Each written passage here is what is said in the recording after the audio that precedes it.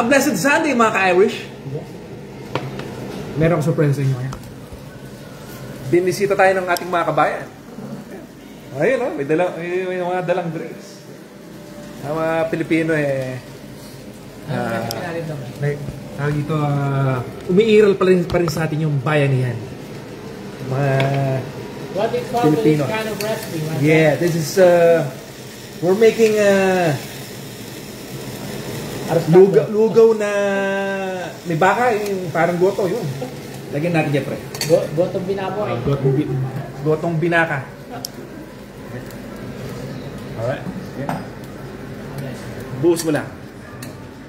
Yun. So, nag-sauteed lang tayo ng ginger, bawang at sibuyas. Padlasang Pinoy. Oo, padlasang Pinoy.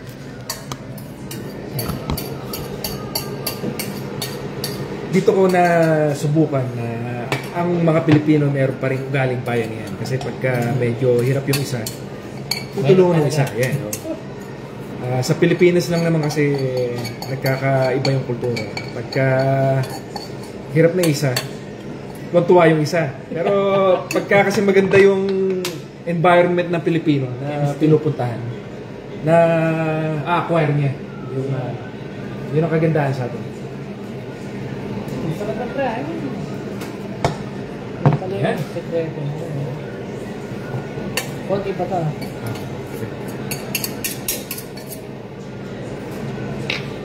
Alright. Damihan natin nun. Para mabango. Ano pa yan tawag ito, matutuyo pa ng konti yan. Ganito pa rin. Alright! Mas mamaya. Ngayon, medyo hihimay na natin yung ating main sangkap para sa ating gotong arroz caldo. Ayan. Ayan, nakikita nyo. Himayin nyo lang na strip. Ayan. Huwag yung ganong lutuin yung baka kasi para yung texture, di ba sa Pilipinas parang hinangata mo. Habang hinangata mo yung goto lalong sumasarap. May metro ka dito? Metro? Metro. Measure tape. Ay, wala. Pero pwede kang mag-download ng app, Ninong.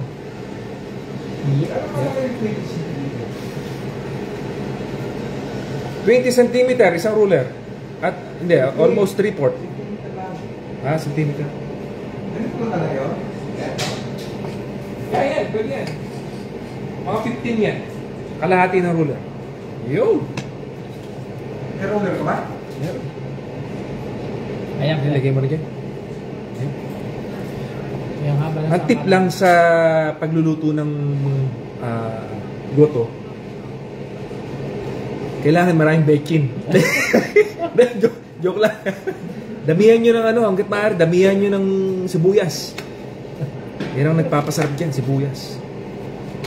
Kasi ang mangyayari dyan parang gumawa ka ng onion soup, tapos nilagyan mo lang ng bigas.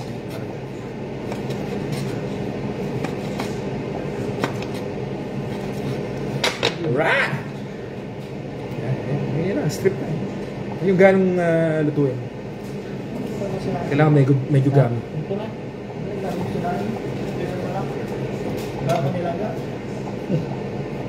Yung ano lang naman Yun. Ilan ba dapat ko Isa pa? Isa pa? Pwede. Kunti lang naman yung sabaw natin. So ang ginawa namin kasi, hinati namin yung binili naming beef. Ang totoo, ano yan, beef steak yan eh. Nakuha lang namin. Pero magkano? Mga 6 euro lang yan, mga gano'n, no? Yeah. Oo. Ewan ko bakit napakamura ng pagkain dito sa Ireland. Bakit hindi natin magawa sa Pilipinas yun? Dapat sana kung di man lang nila pababain yung presyo, magkaroon tayo ng tax break. Yo. Di ba? Dapat. Dahil sa mga pinagnanakaw nilang tax natin, kailangan ibigyan naman tayo ng pakonsuelo. Di ba? Dapat lang. Siguro mga isang taon na walang tax sa buong Pilipino. Billion. Trillion Trillion ang ninakaw. So, ibig sabihin, hindi totoo yung sinasabi ni Rap Recto na kulang tayo ng tax. No. Kasi dumami tayo Almost 130 million na tayo. So, ibig sabihin, mas marami yung bumibili ng produkto. Di ba? That's right. Bawat produkto sa atin may tax. Yeah. Ayaw. Di ba nila naisip yun? Ayaw nila bawasan ng Oo. kinukurakot nila, kaya gusto dagdagan nyo. Pero, meron namang biyaya yung pagiging ganid nila. Kasi maraming Pilipino ang umaalis eh. Maraming Pilipino nakaka-encounter ng mga bagong kultura. So, napapagkumpara natin yung contrast, yung kamalian ng sistema natin sa magandang sistema sa ibang bansa. Pero dapat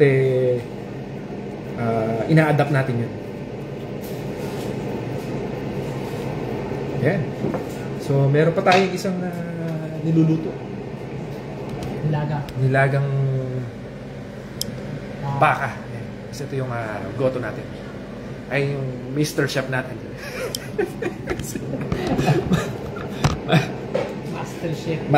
Master Chef. Okay.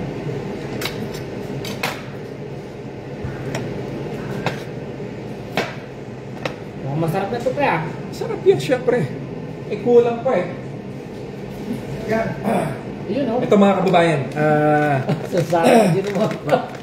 huwag kayong maniniwala na magkakaroon kayo ng sakit dahil gumagamit kayo ng Ajinomoto. Ano.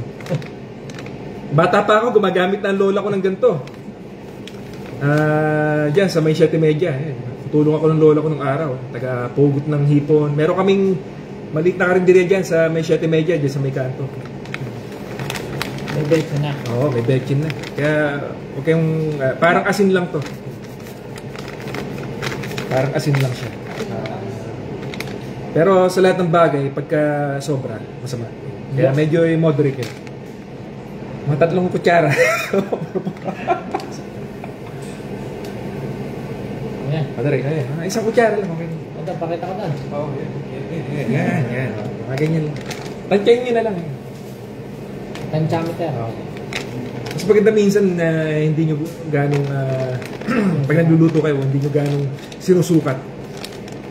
Kasi iba yung nakikita ng mata tsaka yung naaamoy nyo kaysa dun sa measured. Yan. Mas maganda yung medyo tinatansya-tansya nyo lang. Yun pagka mga traditional lang na lutong Pilipino yun. Pero pagka yung mga titira kayong mga European, ayun, kailangan talaga may mga measured. Next time titira kayo ng mga European na dishes. Pre, gumawa tayo ng lasagna. Yo. Gumawa tayo lasagna, tsaka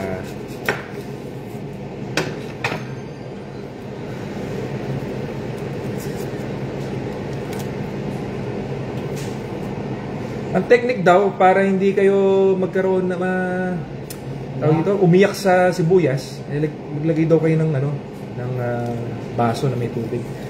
Pero parang hindi effective.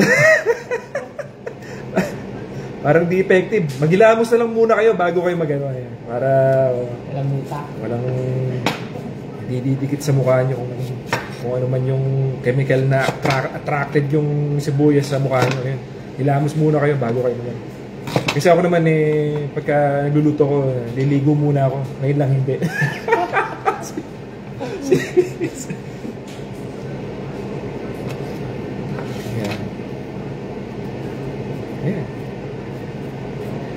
Yeah. Ganyan lang magbalat mga ka-Irish. Yung iba kasi pag ganito, pag ganyan.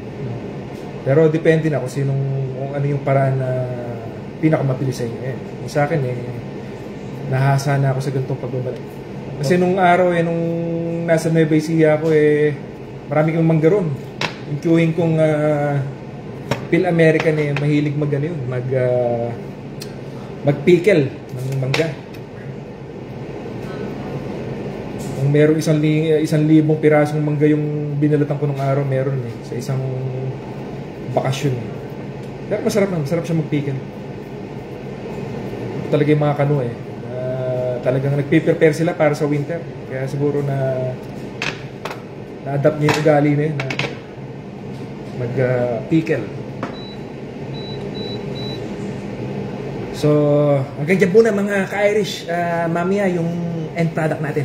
So, stay tuned dahil tawag ito, mayroon lang kami i-prepare ng mga alam niyo na mga inumin at kung ano pa. Alright! See you mga Irish!